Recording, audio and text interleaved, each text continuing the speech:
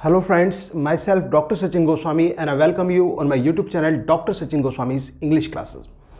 दोस्तों आज जो मैं आपको कराने वाला हूं वो हैं कुछ स्पेशल इंडियन राइटर्स और उनके वर्क्स। आज हम वो इंडियन राइटर्स डिस्कस करेंगे, उनके वर्क्स के बारे में डिस्कशन करेंगे। और इससे पहले जैसे कि आप जानते हैं कि मैंने आपको हिस्ट्री ऑफ इंग्लिश लिटरेचर के टॉपिक्स कराए हैं, उनको बहुत अच्छी तरह से आपको समझाया है। और सबसे बड़ी खुशी की बात यह है कि जब मैंने आपकी रिवीजन क्लास ली और आपका जो रेस्पॉन्स देखने को मिला वो बहुत अच्छा लगा। दोस्तों आज जैसे कि मैंने आपको बताया इंडियन राइटर्स हम स्टार्ट करेंगे। और दूसरी बात यह कि आपकी ब्लेसिंग्स के लिए भी बहुत बहुत शुक्रिया कि जब थोड़ी तबीयत मेरी बिगड़ गई थी तो आप लोगों ने जो है ब्लेसिंग की, तो उसके लिए बहुत बहुत शुक्रिया। अब मैं बिल्कुल अच्छी तरह से खुद को रिकवर फील कर रहा हूँ। तो स्टार्ट करते हैं आज की अपनी क्लास। और जो हमारा टॉपिक है वो है इंडियन राइटिंग इन इंग्लिश का टॉपिक दोस्तों हम लेंगे।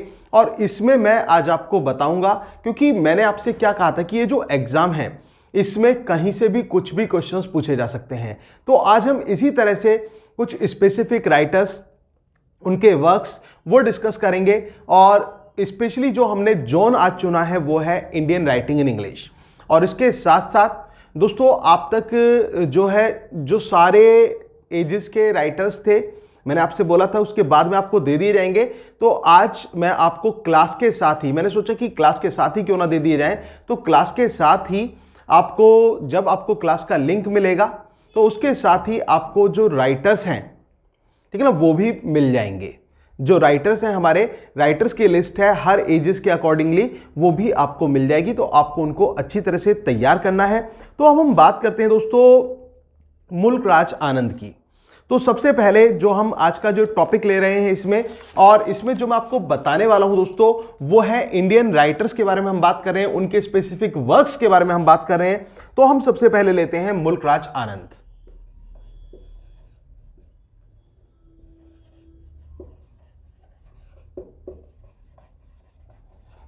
मुल्क राज आनंद जैसे कि आप जानते हैं कि बहुत ही प्रोमिनेंट इंडियन इंग्लिश राइटर हैं मुल्क राज आनंद। और मुल्क राज आनंद की बात करें दोस्तों तो इनका जो स्टाइल है, वो थीम जो है इनके वर्क्स की वो है जो इंडियन की पॉवर्टी है।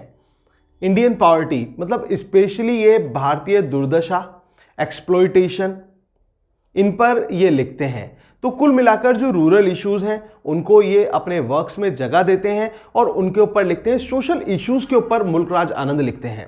दोस्तों सोशल इश्यूज में आपने देखा होगा कि इनका अनटचेबल उपन्यास जो है कितना अपने आप में प्रोमिनेंट है और किस प्रकार से समाज के एक ऐसे वर्ग के बारे में लिखते हैं वो जिसका समाज शोषण करता है, जिस प्रकार से वो शोषण का शिकार बनता है। तो दोस्तों और इसके साथ साथ आपने इनका कुली देखा होगा। कुली जो उपन्यास है किस प्रकार से एक छोटा सा बच्चा, 14 वर्ष का बच्चा मुन्नू, उसके साथ क्या क्या उसको यातनाएं झेलनी पड़ती हैं, कितना उसको शोषण का शिकार बनना पड़ता है, उनके ऊपर इस प्रकार के उपन्यास हमें देखने को मिलते हैं मुल्क राज आनंद के। तो दोस्तों अब मैं आज आपको बता देता हूं कि इनके जो वर्क्स हैं कौन कौन से पूछे जा सकते हैं। देखो वर्क्स तो सभी के बहुत सारे होते हैं, लेकिन हम बात करेंगे कुछ चुनिंदा वर्क्स की, ऐसे वर्क्स जो एग्जाम में आ सकते हैं उनकी हम बात करेंगे। तो मुल्क राज आनंद को हम लेते हैं सबसे पहले। और मुल्क राज आनंद का जो आप नॉवेल्स में हम बात करते हैं तो सबसे पहले मैं वो नॉवेल्स में स्टार्ट कर रहा हूं जो इनके मोस्ट इंपॉर्टेंट हैं।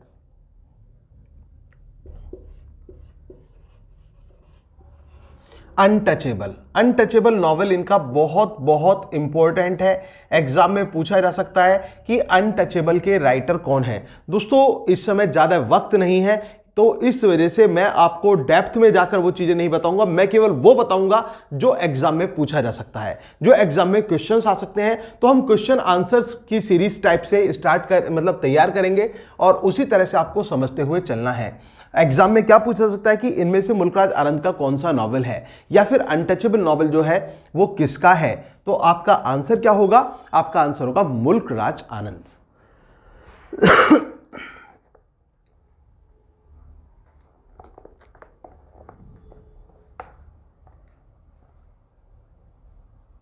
इसके बाद कुली।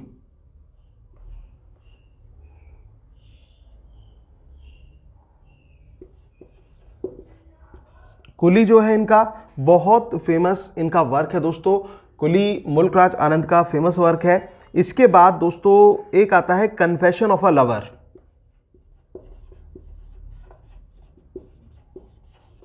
ये भी पूछ लिया जाता है कि ये किसका लिखा हुआ है, कन्फेशन ऑफ ए लवर, तो भी आपका आंसर होगा एम के आनंद, मुल्क राज आनंद जो है ये आपका आंसर होगा। इसके बाद दोस्तों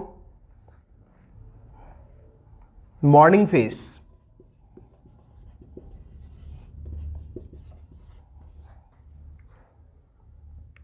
seven summers, morning face, seven summers, और एक और बहुत बहुत स्पेशल, बहुत यूनिक है, एग्जाम में पूछ लिया जाता है कि किसका लिखा हुआ है ये उपन्यास।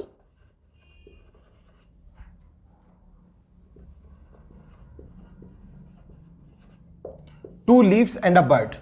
Two leaves and a bird किसका लिखा हुआ उपन्यास है? तो योर आंसर विल बी मुल्क राज आनंद, ठीक है ना, मुल्क राज आनंद का है two leaves and the bird.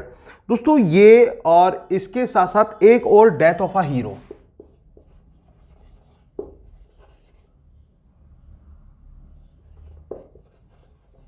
Death of a hero किसका वर्क है? ये भी मुल्क राज आनंद का वर्क है। तो इतने वर्क्स इनके अच्छी तरह तैयार कर लीजिए, ये एग्जाम में पूछे जाते हैं दोस्तों। तो मुल्क राज आनंद की अगर जो हमने बात की तो untouchable, coolie, confession of a lover, morning face, seven summers, two leaves and a bird and death of a hero, these are some specific works of Mulk Raj आनंद। इनको एक बार आप स्क्रीनशॉट ले लीजिए इसका, तो और या फिर इनको नोट डाउन आप कर ले। Untouchable, coolie, confession of a lover, morning face, seven summers, two leaves and a bird, death of a hero, these are the specific works of Mulk Raj आनंद। ये मुल्क राज आनंद के बहुत इंपॉर्टेंट यूनिक वर्क्स हैं। तो दोस्तों आज जो हम बताने वाले हैं, जो हम करने वाले हैं, वो इसी तरह से इंडियन राइटर्स की बात हम करेंगे, इंडियन राइटर्स के स्पेसिफिक वर्क्स की बात करेंगे जो एग्जाम में पूछे जा सकते हैं। तो इनको आपको अच्छी तरह से तैयार करना है। आई होप कि ये क्लियर हो गया होगा।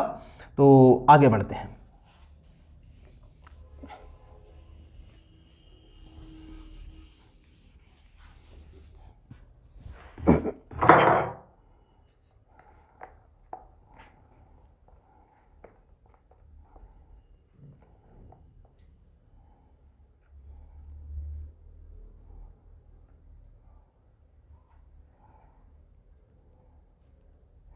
अब हम बात करते हैं अरबिंदो की।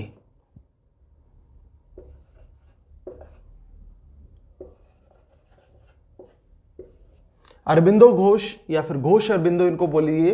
तो अरबिंदो जो हैं ये एक फेमस इंडियन इंग्लिश राइटर हैं, और इनके बारे में अगर जो हम बात करें दोस्तों, ये एक क्वेश्चन इनके बारे में ये भी बनता है कि which of the following writer is known as the firebrand of India. ध्यान रखना दोस्तों, firebrand, firebrand of India के नाम से इनको जानते हैं। कोई वर्क नहीं है इनका, ये इनकी पहचान है। इनको फायर ब्रांड ऑफ इंडिया के नाम से जाना जाता है। तो क्वेश्चन क्या बनता है? क्वेश्चन ये बनता है कि which of the following writers is known as firebrand of India. So your answer will be Aurobindo. तो आपका आंसर क्या होगा? अरबिंदो आपका आंसर होगा। जब आप ये क्वेश्चन आ जाता है कि फायर ब्रांड ऑफ इंडिया कौन है, then your answer will be Aurobindo. तो आपका आंसर दोस्तों क्या होगा? अरबिंदो आंसर होगा। अब इनके वर्क की हम बात करते हैं। इनका एक फेमस वर्क है दोस्तों सावित्री। ये पूछ लिया जाता है एग्जाम में कि सावित्री किसका फेमस वर्क है। ये पोएटिक एपिक है इनका। सावित्री जो है वो एक पोएटिक एपिक है, पोएटिक एपिक है Savitri, and Savitri is the work of Aurobindo Ghosh. ये अरबिंदो घोष का वर्क है सावित्री जो है। इसके अलावा एसेज ऑन गीता और the life divine.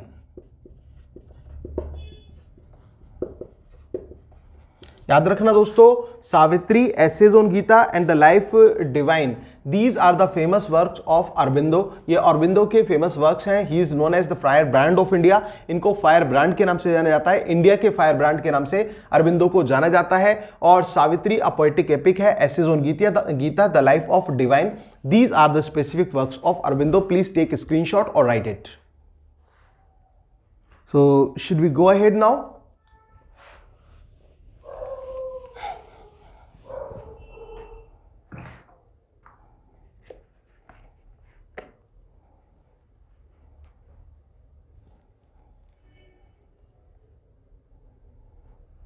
Bankim Chandra Chatterjee.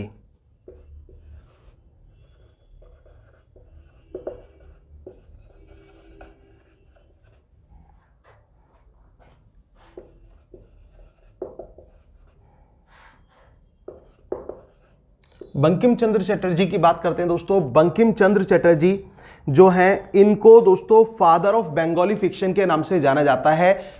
कौन से writer father of Bengali fiction के नाम से जाने जाते हैं? तो बंकिम चंद्र Chatterjee, father of Bengali fiction.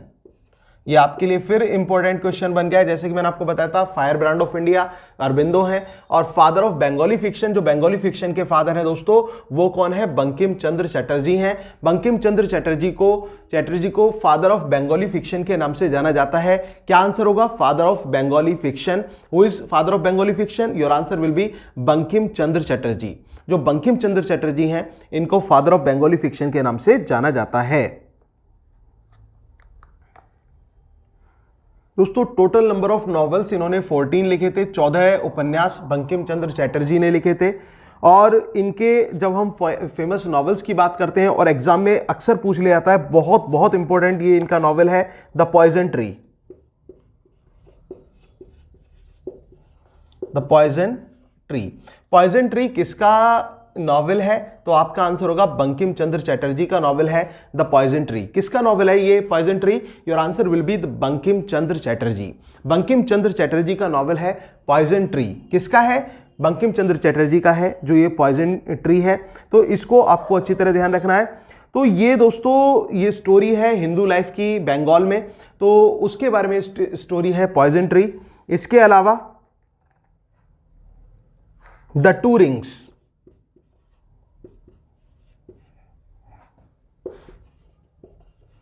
ये भी इनका बहुत स्पेसिफिक नॉवेल है। और इसके बाद राजमोहन्स वाइफ,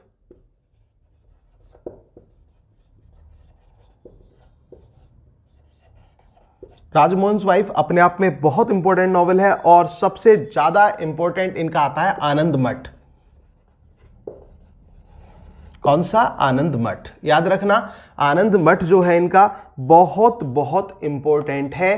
तो इनको आपको तैयार करना है। बंकिम चंद्र चटर्जी के बारे में अगर जो पूछा जाए तो बंकिम चंद्र चटर्जी का आपको दोस्तों क्या याद रखना है? आपको बंकिम चंद्र चटर्जी के बारे में याद रखना है, फादर ऑफ बंगाली फिक्शन के नाम से इनको जाना जाता है। इनके फेमस फिक्शन में द पॉइजन ट्री आता है, द टू रिंग्स आता है, राजमोहन्स वाइफ आता है और आनंद मठ आता है।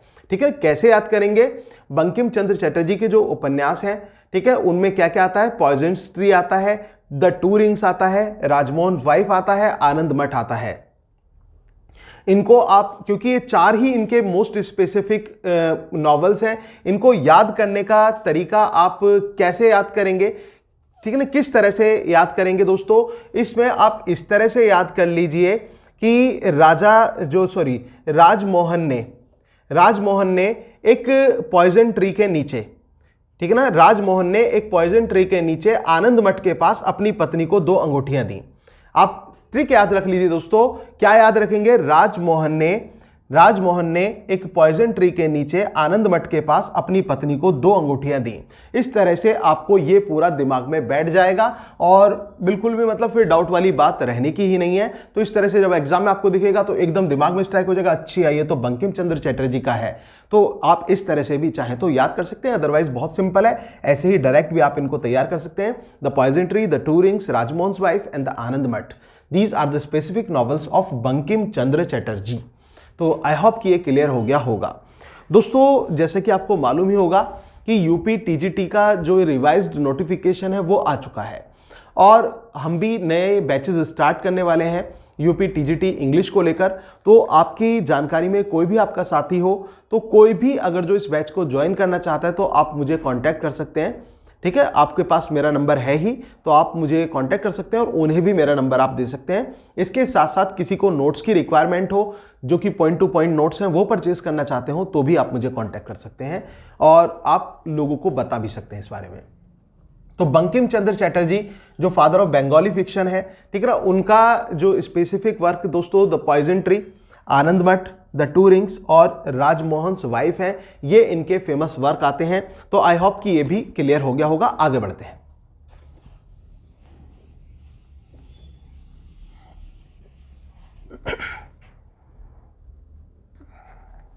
इसके बाद दोस्तों हम बात करते हैं अनीता देसाई की। इंडियन राइटिंग इंग्लिश का नाम आए और अनीता देसाई का नाम ना आए, ऐसा इम्पॉसिबल है। तो ये जो अनीता देसाई हैं दोस्तों, ये फेमस नॉवलिस्ट के रूप में जानी जाती हैं, शॉर्ट स्टोरी राइटर के रूप में अनीता देसाई को माना जाता है। और ये जो इनके फेमस वर्क्स की बात हम करें, अनीता देसाई के फेमस वर्क्स की बात करें, तो सबसे फेमस नॉवेल्स, इनका सबसे फेमस जो आता है वो आता है cry the peacock.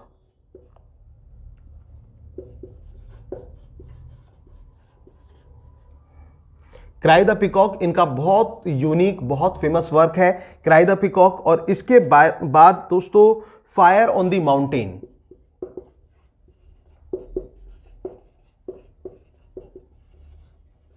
Fire in the mountain, ये ऑन द माउंटेन, ये बहुत स्पेसिफिक है इनका। और इसके अलावा वॉइसेस इन द सिटी।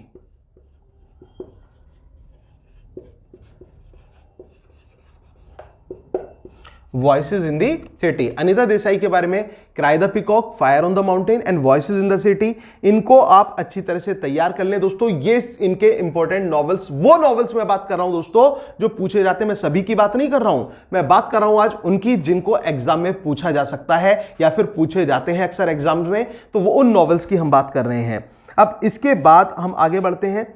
अब इनका दोस्तों एक कलेक्शन ऑफ शॉर्ट स्टोरी आता है जिसका नाम है गेम्स एट ट्विलाइट, बहुत इंपॉर्टेंट है।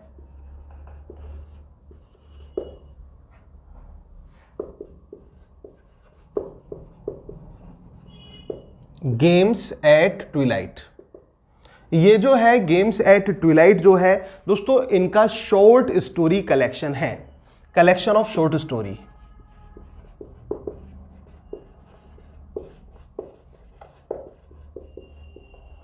ये कलेक्शन ऑफ शॉर्ट स्टोरी है by Anita Desai, collection of short story by Anita Desai, games at twilight, ठीक है ना। गेम्स एट ट्विलाइट जो है ये क्या है, this is the collection of story by Anita Desai and the other specific novels by Anita Desai are cry the peacock, fire on the mountain, voices in the city. I hope you got it guys. So should we go ahead, आगे बढ़े।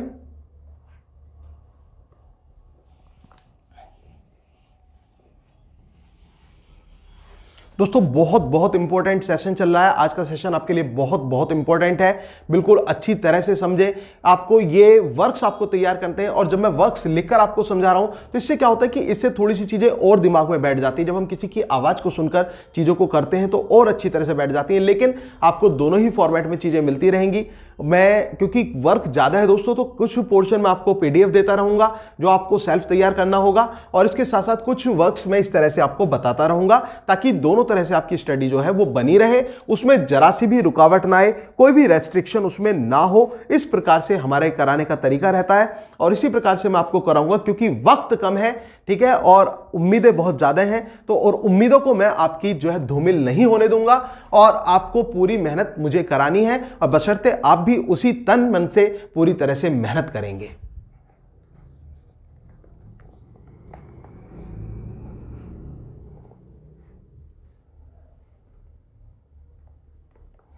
दोस्तों बात अगर जो आती है महात्मा गांधी की,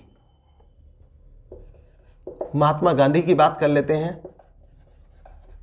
महात्मा गांधी जी से अक्सर एक ही क्वेश्चन आता है एग्जाम में, बहुत ज्यादा पूछा जाता है कि माय एक्सपेरिमेंट्स विद ट्रूथ। ये बहुत यूनिक है, बहुत इंपॉर्टेंट है।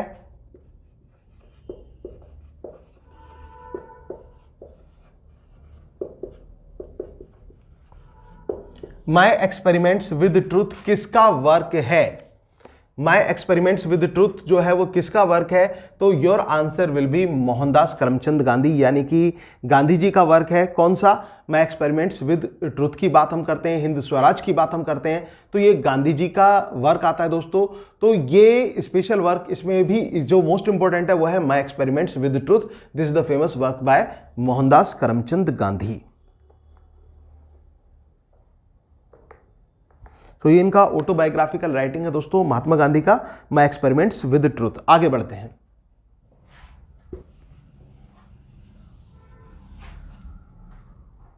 दोस्तों अब आता है हमारा topic Kamala Markande.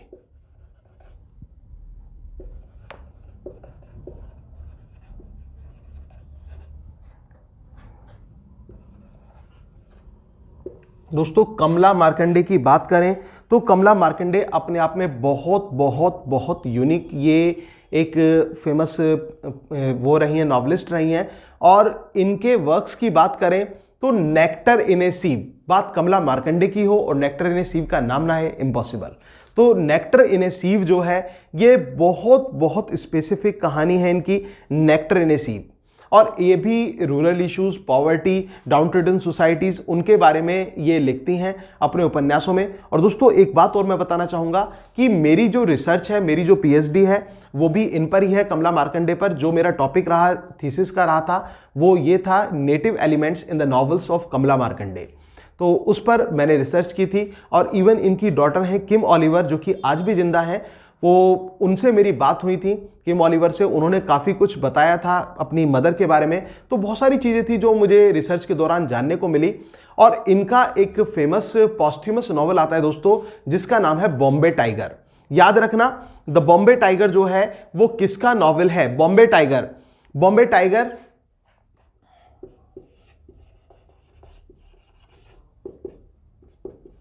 And spelling इसकी टाइगर की TYGER दी है इन्होंने। तो बॉम्बे टाइगर जो है वो किसका फेमस वर्क है? बॉम्बे टाइगर फेमस वर्क है कमला मार्कंडे का। और दोस्तों इतना भी याद रख लेना, बॉम्बे टाइगर जो है एक पॉस्थ्यूमस नॉवल है। पॉस्थ्यूमस आप जानते ही होंगे, जो कि मृत्यु के उपरांत लिखा जाता है, मतलब पब्लिश किया जाता है। तो इनकी मृत्यु के उपरांत इनकी बेटी किम ऑलिवर ने, जिसका मैं अभी जिक्र कर रहा था, उन्होंने ये नॉवल जो है पब्लिश कराया था। किम ऑलिवर ने, जो इनकी मृत्यु के उपरांत में पब्लिश कराया गया था किम ऑलिवर के द्वारा, बॉम्बे टाइगर जो इनका उपन्यास है, बॉम्बे टाइगर। तो बॉम्बे टाइगर एक पॉस्थ्यूमस नॉवल है, the story of Ganguly.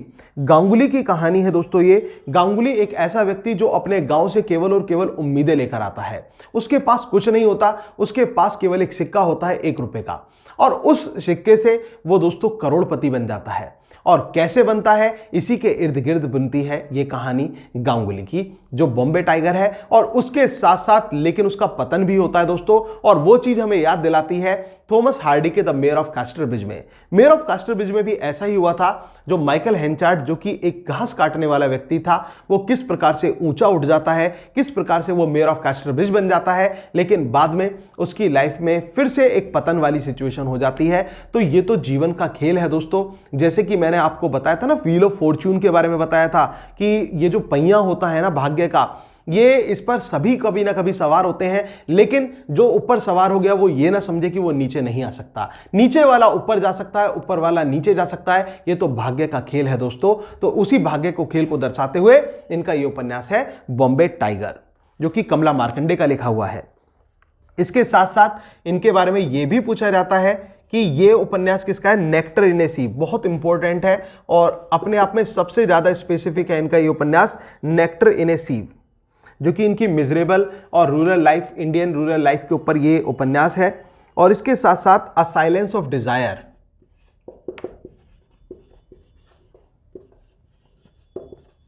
Silence of Dzire इनका बहुत अच्छा उपन्यास है। और इसके बाद अ हैंडफुल ऑफ राइस, ये भी पूछ लिया जाता है एग्जाम में।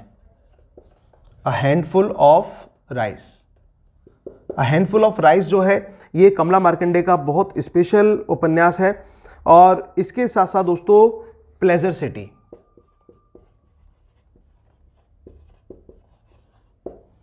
प्लेजर सिटी और एक और सम इनर फ्यूरी, ये लास्ट में ऐड करता हूं, some inner fury, some inner fury. These are some important novels by Kamala Markande. So the very first one comes Bombay Tiger, and the next one Nectar in a Sieve, and the next to it A Silence of Desire, and later comes Handful of Rice and Pleasure City and Some Inner Fury. So these are the very very specific works in point of view of examination. So you just have to prepare all these novels name, only names, you just have to remember that. आपको remember क्या करना है? इनके नाम को याद करना है और remember the name of the novelist. And who is novelist? कमला मार्कंडे। कमला मार्कंडे जो है, ठीक है, और जो ये कमला मार्कंडे हैं, ठीक है, ये इन्होंने शादी के बाद भी जो था अपना सरनेम यूज करा था, मतलब अपना ही सरनेम यूज करा था। इन्होंने अपने हस्बैंड का नाम नहीं लिया था, जो कि टेलर था उनका सरनेम, वो यूज नहीं किया था इन्होंने। तो Bombay tiger, nectar in a sieve, a silence of desire, a handful of rice, pleasure city and some inner fury, these are the specific novels given by Kamala Markandaya. I hope कि आपको ये समझ में आ गए होंगे।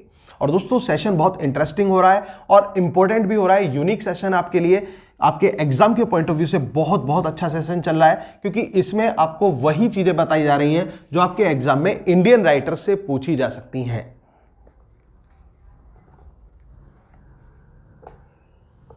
अब हम बात करते हैं खुशवंत सिंह की।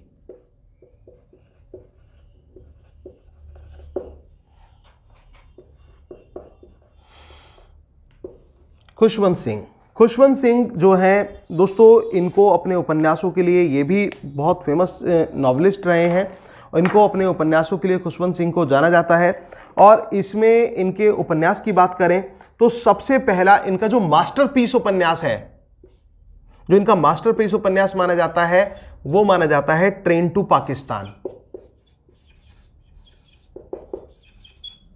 Train to Pakistan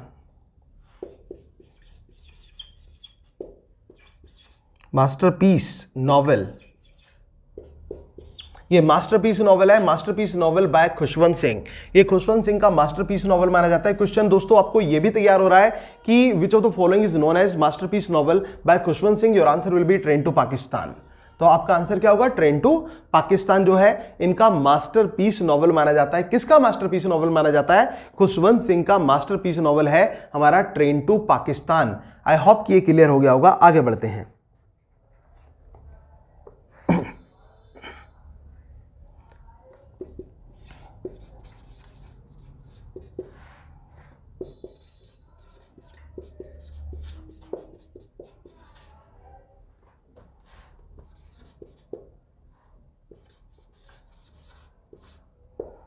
I shall not hear the nightingale. I shall not hear the nightingale जो है ये भी इनका फेमस नॉवेल में से आता है, ठीक है ना। जो इनका फेमस नॉवेल है I shall not hear the nightingale. अब दोस्तों इनकी स्टोरीज की बात करें, शॉर्ट स्टोरीज की, तो इनकी एक शॉर्ट स्टोरी आती है कर्मा। कर्मा इनकी बहुत बहुत यूनिक शॉर्ट स्टोरी है। इसके साथ when Sikh meet Sikh, when Sikh meets Sikh, और इसके साथ the rape. These are some important stories by Khushwant Singh. Karma, when Sikh meet Sikh and the rape.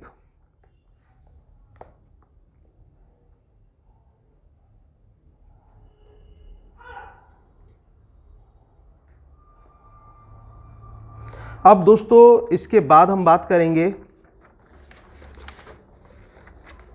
Sarojini Naidu की।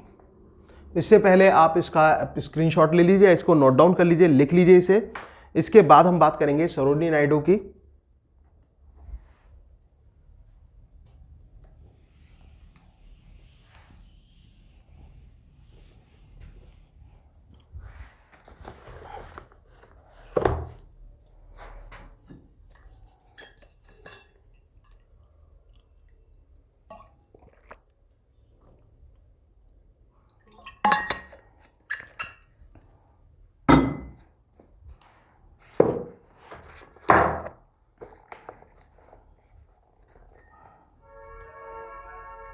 सरोजनी नायडू जो हैं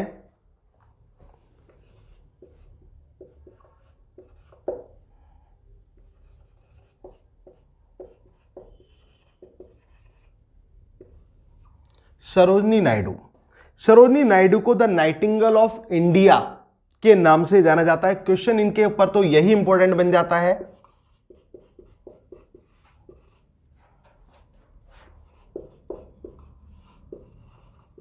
Nightingale of India, who is known as the nightingale of India. Nightingale of India के नाम से किसको जाना जाता है? Your answer will be Sarojini Naidu.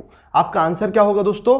आपका आंसर होगा सरोजनी नायडू। सरोजनी नायडू को द नाइटिंगेल ऑफ इंडिया के नाम से हम जानते हैं। किस नाम से जानते हैं? द नाइटिंगेल ऑफ इंडिया के नाम से सरोजनी नायडू को जाना जाता है। अब इनके फेमस वर्क्स की बात करें दोस्तों, तो इनके फेमस वर्क्स में आता है इनका कलेक्शन द गोल्डन थ्रेशहोल्ड। इनका कलेक्शन है। तो कलेक्शन ऑफ पोएम्स की हम बात कर रहे हैं।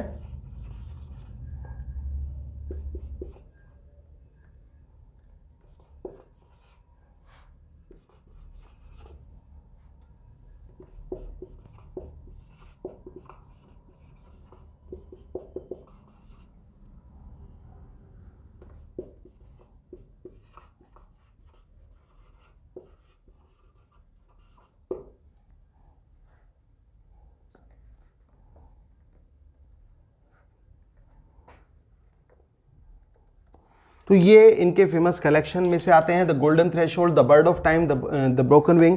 और दोस्तों इनकी पोएम्स की बात करें तो पैलेंक्यून बियरर्स, इनके बारे में बहुत पूछा जाता है। पैलेंक्यून बियरर्स किसकी पोएम है? तो पैलेंक्यून बियरर्स जो है वो सरोजनी नायडू की पोएम है।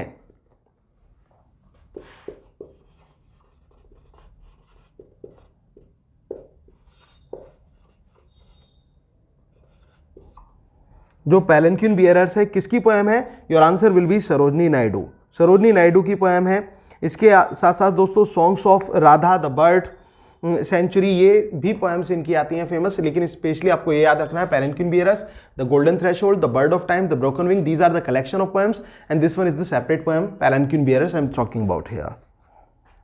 तो आई होप कि आपके ये भी क्लियर हो गया होगा। आगे बढ़ते हैं।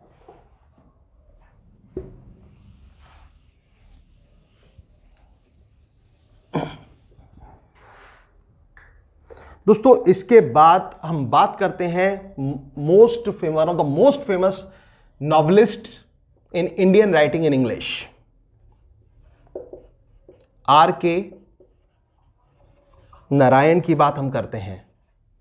R.K. नारायण, R.K. नारायण जो है, जिनको बहुत फेमस नॉवलिस्ट के रूप में इंडियन राइटिंग में जाना जाता है, ठीक है, उनके बारे में हम बात कर रहे हैं दोस्तों। और जैसे कि आप जानते भी हैं कि इनका जो फेमस टाउन है दोस्तों, जो इनका रीजनल वो है, ये पूछ लिया जाता है कि R.K. नारायण का रीजनल प्लेस क्या है? रीजनल प्लेस, तो R.K. नारायण का रीजनल प्लेस है हमारा मालगुडी। मालगुडी याद रखना दोस्तों, मालगुडी जो है इनका रीजनल प्लेस है। Malgudi is the regional place of R.K. Narayan. किसका रीजनल प्लेस है मालगुडी? मालगुडी प्लेस है रीजनल R.K. नारायण का।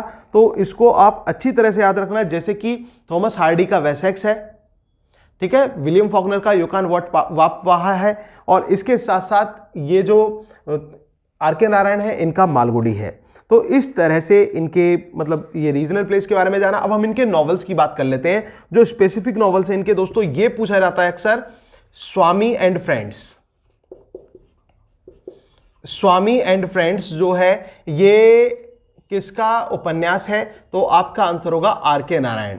R.K. नारायण का बहुत फेमस उपन्यास है दोस्तों, Swami and friends. Swami and friends is one of the most famous novels by R.K. Narayan.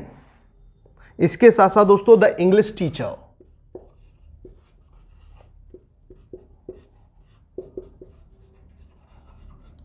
The English teacher जो है ये भी इनका इंपॉर्टेंट नॉवेल आ जाता है।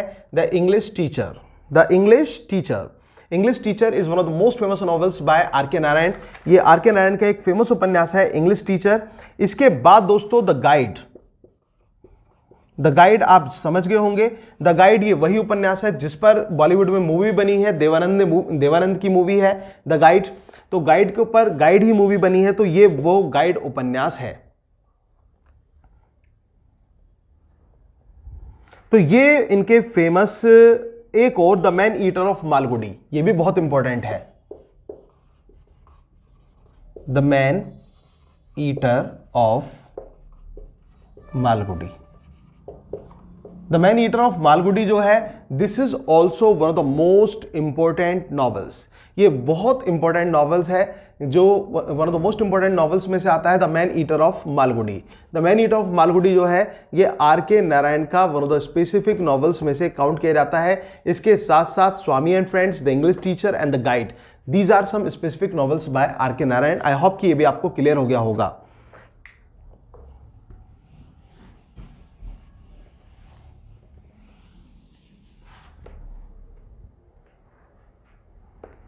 आगे बढ़ते हैं और पहुंचते हैं पीटी नेहरू पर, पंडित जवाहरलाल नेहरू।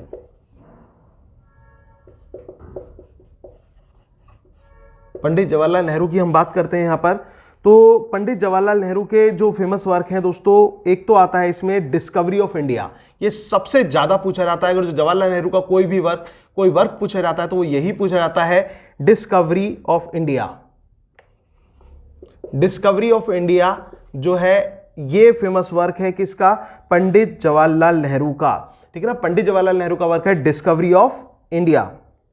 इसके बाद ग्लिम्स ऑफ वर्ल्ड हिस्ट्री और एन ऑटोबायोग्राफी, ये भी इनके फेमस वर्क हैं, लेकिन आपको एक ही तैयार करना है, स्पेशली जो पूछा जाता है एग्जाम में। Discovery of India is a famous work by Pandit Jawaharlal Nehru, आपका आंसर ये होगा। आई होप कि ये भी समझ में आ गया होगा।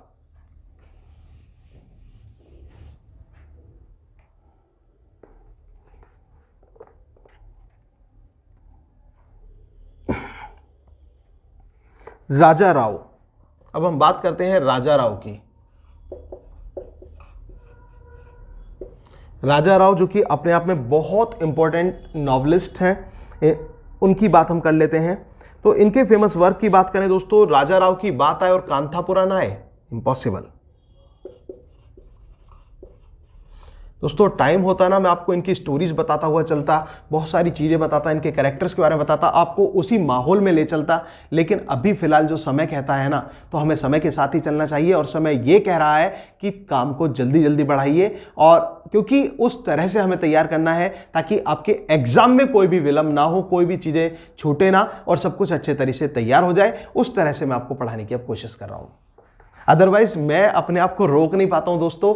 मैं जो है ना, मन से मतलब दिल से चीजें निकल जाती हैं, मन करता है कि बहुत कुछ बताऊं आपको, इसकी कहानी में ले जाऊं आपको, उस पूरे जो उसका सागर है उसमें नहला दूं। लेकिन अभी फिलहाल वक्त ये कह रहा है कि हमें अपनी रणनीति से चलना है, ठीक है, भावनाओं में नहीं बहना है अभी फिलहाल। तो रणनीति से हम चलेंगे और उसी हिसाब से मैं आपको तैयार करा रहा हूं, क्योंकि समय बहुत कम है। तो राजा राव का जो कांथापुरा है दोस्तों, बहुत अपने आप में बहुत स्पेशल है कांथापुरा। और इसके बाद the serpent of the rope,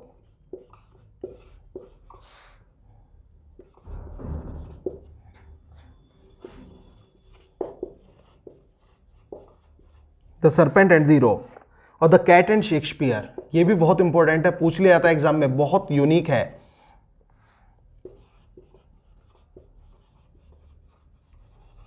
the cat and Shakespeare का, राजा राव का Kanthapura, the serpent and the rope, the cat and Shakespeare, ये अपने आप में बहुत बहुत स्पेसिफिक नॉवेल्स हैं। और दोस्तों जो इनका द सरपेंट एंड द रोप है, उसके लिए इनको 1964 में, ठीक है ना, साहित्य अकादमी अवार्ड भी मिला है। याद रख लेना, he was awarded with Sahitya Akademi award in 1964 for his famous work the serpent and the rope. Is that clear? तो राजा राव का Kanthapura, the serpent and the rope, the cat and Shakespeare, I hope कि ये भी आपके क्लियर हो गए होंगे। आगे बढ़ते हैं दोस्तों, पहले आप इसका स्क्रीनशॉट ले लीजिए, इसको नोट डाउन कर लीजिए अच्छी तरह से, फिर हम आगे बढ़ते हैं और आगे अपने नेक्स्ट राइटर की तरफ हम चलते हैं। और दोस्तों जो नेक्स्ट वन हम करने वाले हैं, जो नेक्स्ट राइटर हमारा आ रहा है, वो आता है अरुंधति रॉय। अरुंधति रॉय की बात हम कर लेते हैं।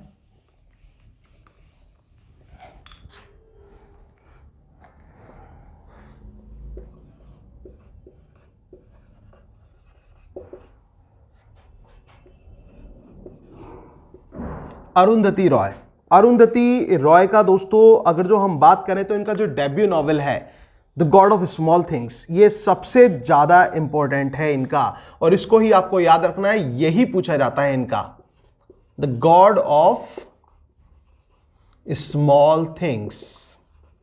The god of small things is one of the most important novels by Arundhati Roy, ठीक है, this is one of the most specific novels by Arundhati Roy. और दोस्तों ये वही नॉवेल है जिसकी वजह से इनको बुकर प्राइज मिला था, ध्यान रखना, she got the Booker prize, इनको बुकर प्राइज मिला था 1997 में। कब मिला था? 1997 में she was awarded with Booker prize for his work the god of small things, for her work the god of small thing. So the god of small thing is one of the most famous works by Arundhati Roy, and she was awarded with Booker Prize in 1997 for this work. Arundhati Roy का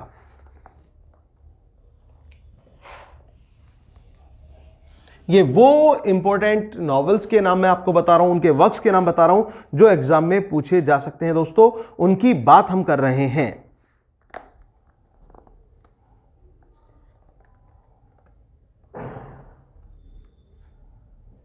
इसके बाद दोस्तों अब हम आते हैं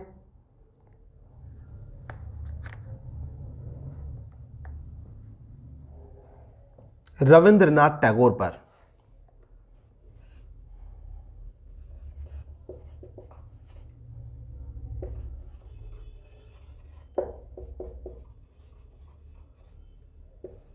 रविंद्रनाथ टैगोर की बात हम करते हैं, रविंद्रनाथ टैगोर की बात करते हैं तो सबसे पहला नाम हमारी जुबान पर आता है गीतांजलि का। दोस्तों ये जो गीतांजलि है,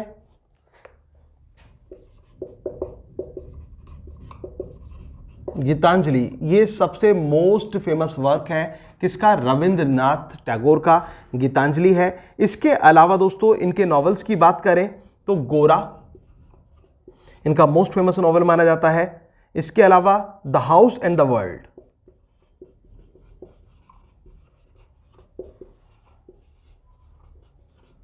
इनके फेमस नॉवेल में से आता है जो रविंद्रनाथ टैगोर हैं। तो ये रविंद्रनाथ टैगोर के बारे में मैंने आपको बताया।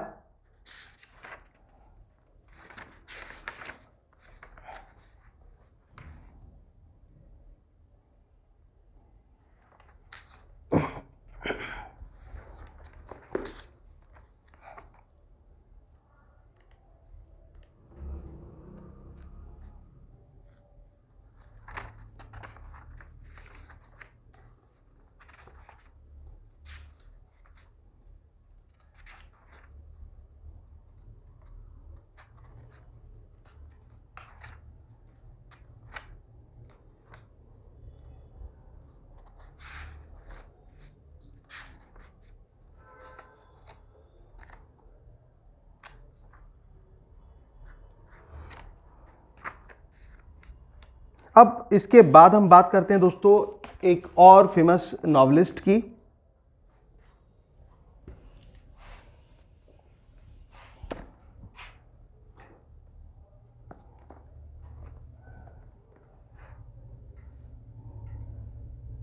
शोभा डे।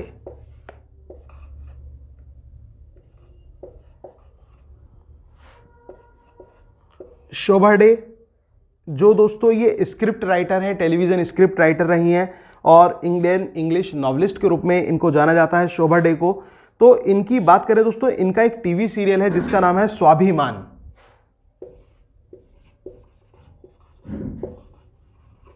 स्वाभिमान के बारे में पूछ लिया जाता है कि स्वाभिमान जो है वो किसका फेमस टीवी सीरियल है, तो आपका आंसर होगा शोभा डे का। किसका है? शोभा डे का है।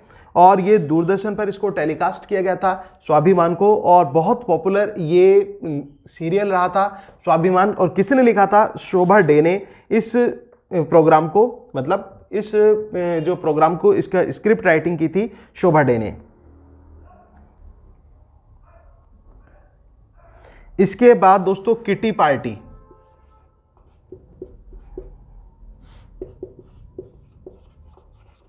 किटी पार्टी भी इनका फेमस वर्क रहा, जो कि जी टेलीविजन पर ये वर्क टेलीकास्ट किया गया था, किटी पार्टी। तो ये बहुत जो है स्पेसिफिक इनका वर्क रहा दोस्तों। तो इनके बारे में स्वाभिमान और किटी पार्टी, क्योंकि स्क्रिप्ट राइटर हैं तो ये पूछा जा सकता है। तो स्वाभिमान और किटी पार्टी किसके वर्क हैं? आपका आंसर होगा जो शोभा डे के वर्क हैं ये।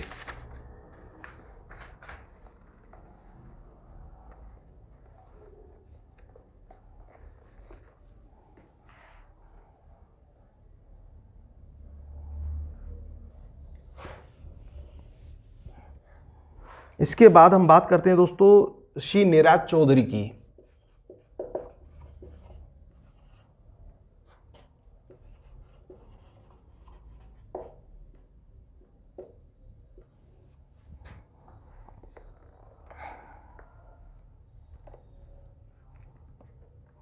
दोस्तों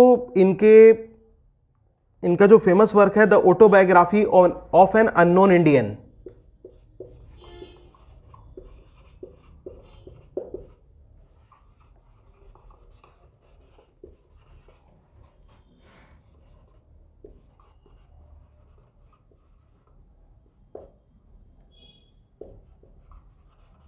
the autobiography of an unknown Indian इनका फेमस वर्क आता है। और इसके साथ साथ दोस्तों अ पैसेज टू इंडिया,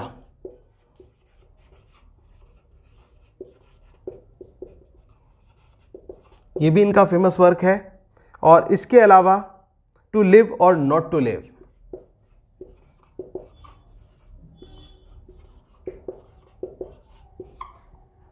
ये भी इनका फेमस वर्क है।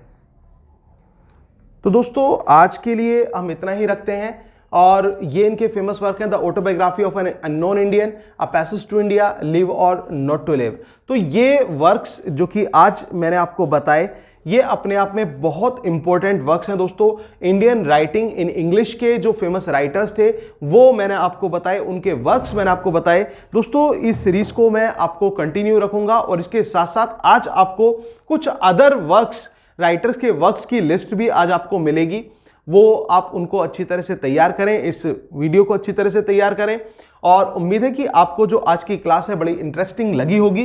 दोस्तों इंटरेस्ट बनाना अपने ऊपर भी डिपेंड करता है कि अब आप सोच रहे हो कि सर इसमें आपने केवल लिखा है, इसमें क्या इंटरेस्टिंग है। इंटरेस्टिंग हर चीज़ होती है अगर जो हम दिल से उसे समझें, क्योंकि दोस्तों ये आपके एग्जाम के लिए बहुत ज़रूरी है और ज़रूरी चीज़ को इंटरेस्ट में तो डालना पड़ेगा ना। तो वही चीज़ है, आप मेहनत से लगे रहिए और इसी तरह से आप तैयार करते रहिए। सब कुछ पॉसिबल है ट्रिकी मेथड से और थोड़ा सा एक अपने स्ट्रेटेजी से हम उसको पॉसिबल बनाएंगे।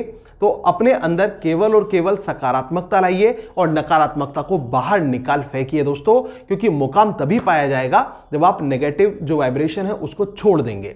और इसके साथ साथ मैं आपसे फिर से कहूंगा कि अगर जो आप में से कोई यूपी टीजीटी इंग्लिश का ऑनलाइन बैच ज्वाइन करना चाहता है तो वो मुझसे कॉन्टैक्ट कर सकता है।